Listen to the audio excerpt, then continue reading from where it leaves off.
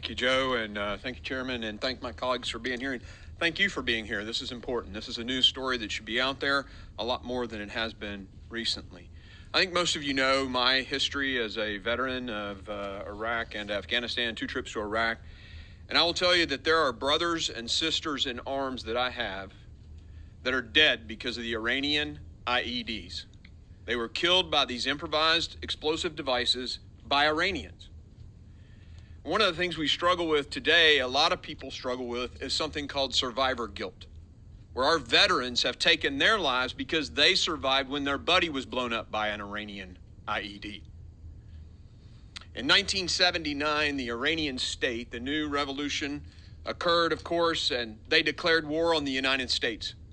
Their constitution, if you go read their constitution, it specifically says that that country exists for one purpose, and that purpose is global domination of their radical form of Islam.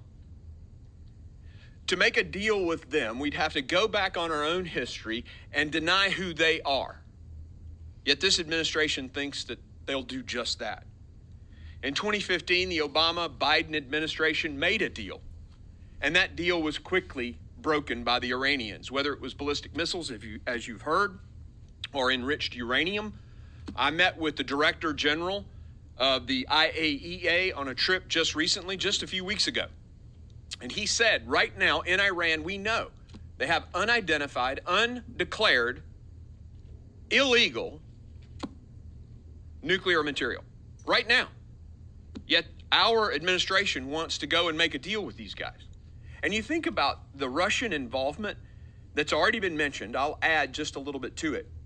This administration is actually considering allowing Russia to build for $10 billion the nuclear power plant in Iran. Think about that. To get around the very sanctions we're implementing on them right now for their actions in Ukraine. Now, that makes no sense at all. Yet that's what Joe Biden is thinking about doing.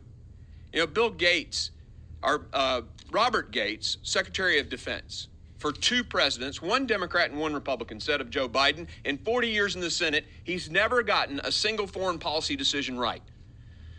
Well, he's still batting 0. Come on, Mr. President, you got a chance here.